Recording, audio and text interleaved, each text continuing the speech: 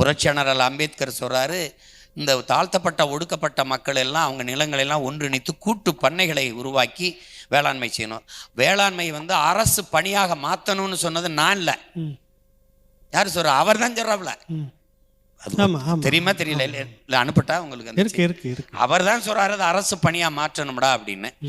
பேரறிஞர் அண்ணாவும் சொல்றாரு வேளாண்மையை வந்து தொழிலாக பார்க்கக்கூடாது, அது ஒரு வாழ்வியல்னு சொல்றாரு. அது சொல்றாரு அதை வந்து அரசை எடுத்து செய்யணும்னா அப்போ கூட்டு பண்ணை வேளாண் முறையை கொண்டு வந்து நிலமும் வளமும் சார்ந்த தொழிற்சாலைகளை கொண்டு வந்து அவரவர் வாழ்விடத்திலே அரசு பணியை உறுதி செய்து படித்தவர் படிக்காதவர் அனைவருக்கும் அரசு வேலையை கொடுக்கறதுங்கிறது எங்களுடைய கனவு. அப்போ அது ஒரு பெரிய திட்டம். அந்த தேர்தல் நேரத்தில் எடுத்து வைப்பேன்.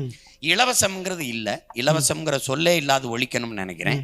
அது ஒரு தேசியத்தில் ஒரே ஒரு இடைமறிப்பு. இப்போ 2000 ரூபா மாதம் கொடுக்கறது வேணான்னு சொல்கிற சீமானுக்கு நாங்கள் ஏன் ஓட்டு போடணும் கேள்வி கேட்பாங்க. நீங்கள் கொடுங்க, கொடுத்து நாட்டை குட்டிச்சேராக்கிட்டு போங்க.